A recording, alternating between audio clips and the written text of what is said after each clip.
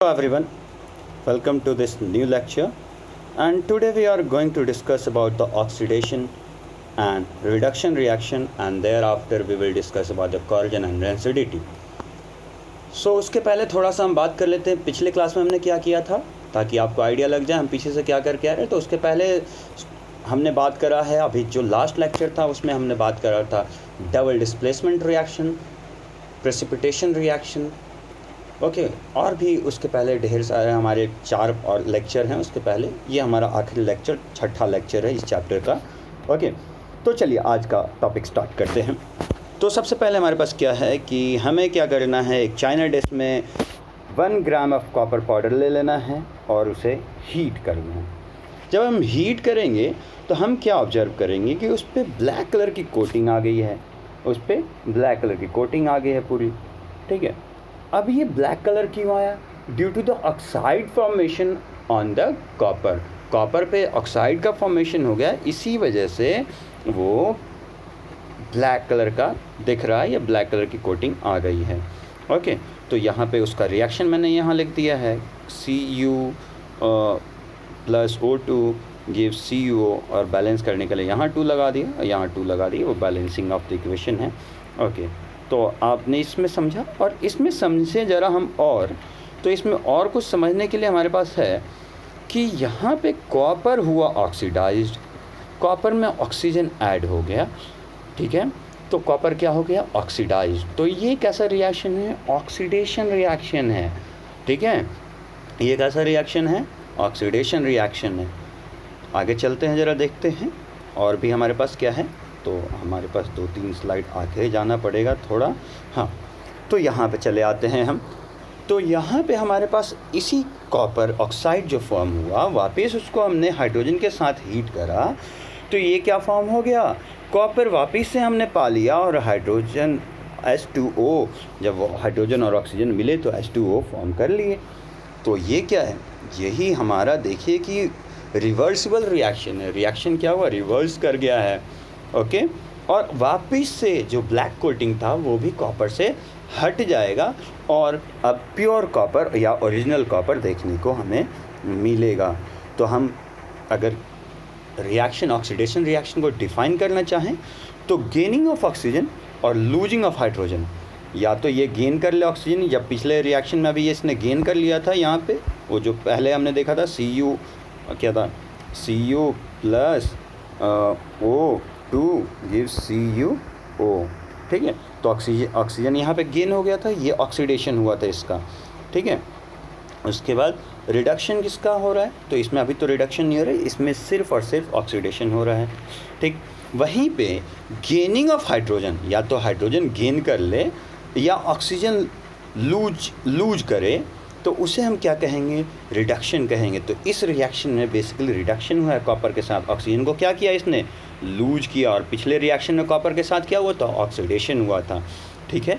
तो कभी कभी क्या होता है कि ये ऑक्सीडेशन और रिडक्शन रिएक्शन साथ में देखने को मिलता है, और वैसे को हम कहते हैं रिडॉक्स रिएक्शन। तो यहाँ देखते हैं हमारे पास एक रिएक्शन है, देखिए इसको। तो Mn manganese and plus oxygen O2 when react with hydrochloric acid HCl, okay. तो यहाँ देखिए बेसिकली मेरा मुद्दा ये नहीं है कि हम रिएक्शन आपको समझाएं, मेरा मुद्दा ये है कि कौन ऑक्सीडाइज हो रहा है, कौन रिड्यूस हो रहा है। तो मैग्नीशियम में ऑक्सीजन था, मतलब ये ऑक्सीडाइज था, अब बट इससे ऑक्सीजन निकल गया, तो क्या हो गया? रिमूविंग ऑफ, क्या हुआ? लूजिंग ऑफ ऑक्सीजन हुआ, तो ये क्या हुआ? रिडक्शन हुआ यहाँ पे, तो मैग्नीशियम हुआ रिड्यूस्ड, ओके। आगे देखते हैं। हाइड्रोजन क्या हुआ? हाइड्रोजन और ऑक्सीजन आपस में मिले हैं, तो बेसिकली इनको कह सकते हैं कि ये क्या? ऑक्सीडाइज्ड हुए हैं। वहीं क्लोरीन से भी हाइड्रोजन क्या हुआ है? लूज हुआ है। यहाँ देखें, अगर इस सबको हटा देता हूँ मैं एक बारी के लिए, और ताकि आसानी से देख पाएँ हम लोग, तो क्लोरीन से हाइड्रोजन निकल गया है, तो losing of hydrogen is called what? Oxidation reaction. तो यहाँ हुआ क्लोरीन भी ऑक्सीडाइज्ड हमारा, ठीक है। तो होपफुली आपको समझ में आया हो। चलिए आगे चलते हैं हम लोग, और नेक्स्ट स्लाइड हमारा क्या था? सेकंड स्लाइड में अब आते हैं, थोड़ा सा गड़बड़ हो गया था, ओके।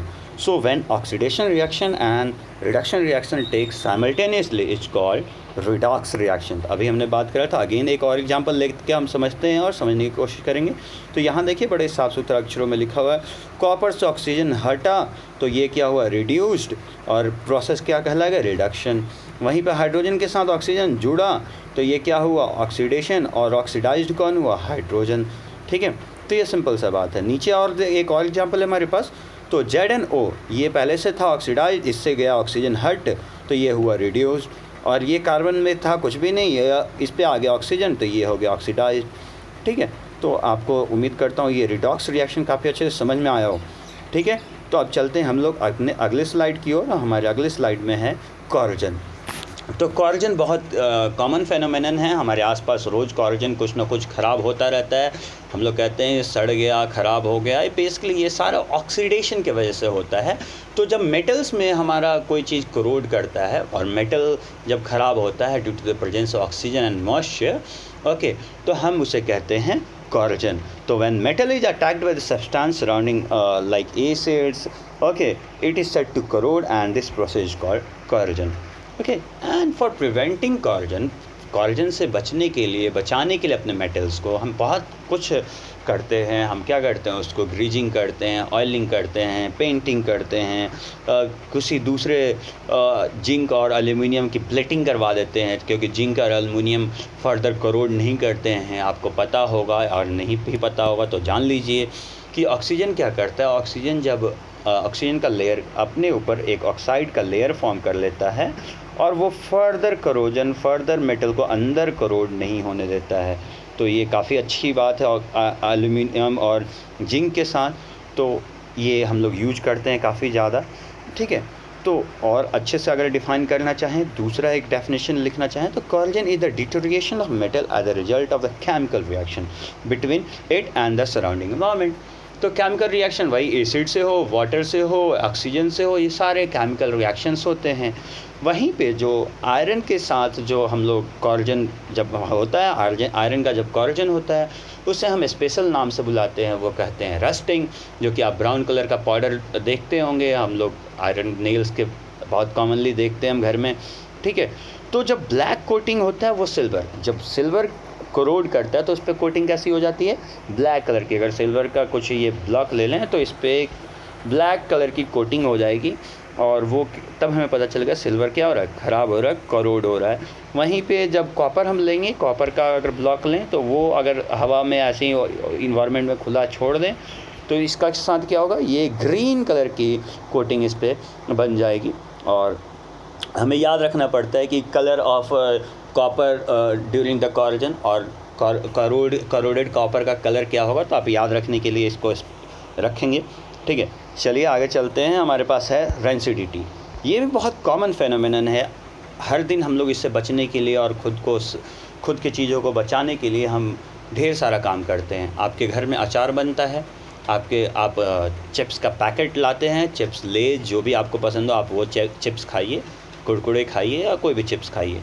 उसके बाद आप लोग फ्रिज में दूध रखते हैं. तो ये सारा कहीं ना कहीं हम लोग अपने खाने को, अपने ईटेबल्स को बचाने के लिए, प्रोटेक्ट करने के लिए करते हैं, क्योंकि वो क्या हो जाता है, ख़राब हो जाता है, रेंसिड हो जाता है. जो खाना ख़राब होता है उसको बेसिक जो प्रॉपर साइंटिफिक वर्ड है वो क्या है, कहलाता है rancid. Okay, so due to the oxidation of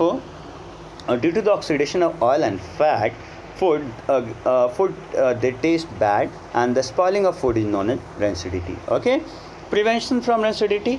So how can we prevent? We can use different antioxidants, and one very common antioxidant that used in various purposes, okay, that is sodium benzoate. Okay, and sometimes we use vinegar dip thing. Okay, we put the things in the vinegars. Okay, especially when you go to the restaurant, we get vinegar dipped onion over there. Okay, keeping food in a airtight container. अगर घर में आपके biscuit, mixture, ये कुछ भी आता है तो आप क्या करते हैं, उसको बंद करके रख देते हैं और डब्बे में बंद करके रखते हैं ताकि उसमें हवा ना लग जाए. हवा लग जाएगा तो क्या हो जाएगा, वो ख़राब हो जाएगा. इस वजह से उसको प्रोटेक्ट करने के लिए हम लोग क्या करते हैं, उसको कैन करके आप अच्छे से बंद करके रखते हैं. Okay, adding sugar and salt. से क्या होता है कि जब आप अचार बनता हो आपके घर पे या मुरब्बा वगैरह बनाते हो आप, तो उसमें काफ़ी ज़्यादा सॉल्ट या शुगर, मुरब्बा में शुगर डलेगा, अचार में सॉल्ट डलेगा, ठीक है, वो आपको पता है।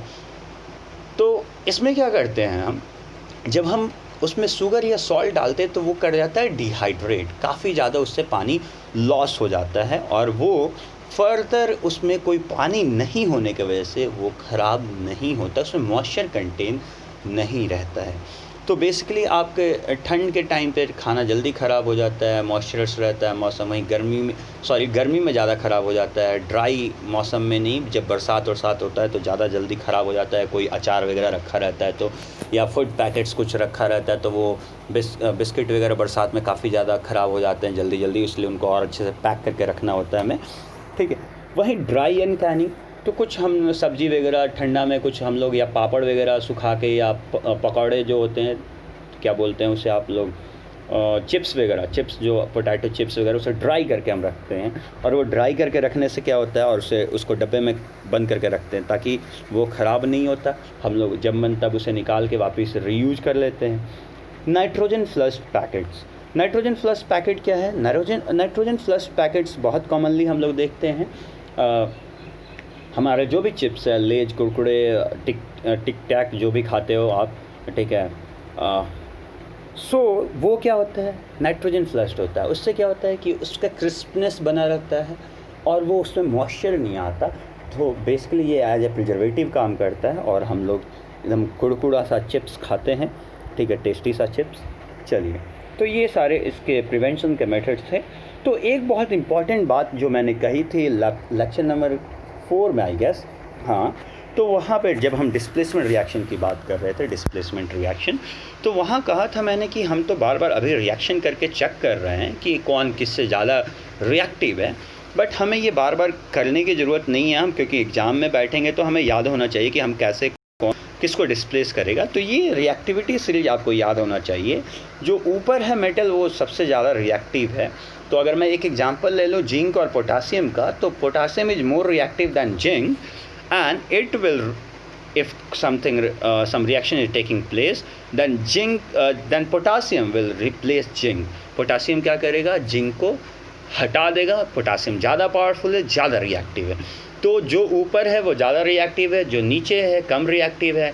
ऊपर वाला मेटल और नीचे वाला मेटल, अगर ऊपर वाला मेटल और नीचे वाला मेटल, तो नीचे वाला मेटल डिस्प्लेस होगा, ऊपर वाला मेटल कंबाइन कर लेगा। सिंपल सा बात है। अगर हम दे दें, तो ऐसा कभी दे दें कि ये जिंक और पोटासियम के साथ कोई कंपाउंड पहले से है और जिंक सिर्फ अकेले है, तो वहाँ कोई डिस्प्लेसमेंट रिएक्शन देखने को नहीं मिलेगा, क्योंकि वो पोटासियम खुद उस जिंक से बहुत ज़्यादा रिएक्टिव है।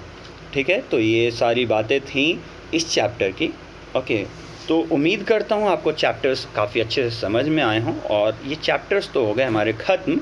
ठीक है, तो आगे नेक्स्ट चैप्टर होगा मेरा acid, base and salt. Okay, so तब तक के लिए आप पढ़ते रहिए, और इन केस कोई क्वेश्चन हो then do ask in the comment section, follow my page, okay, and please do like, subscribe and comment on the channel. So that's very important, especially your comments are very valuable to me. That's all, bye bye, take care.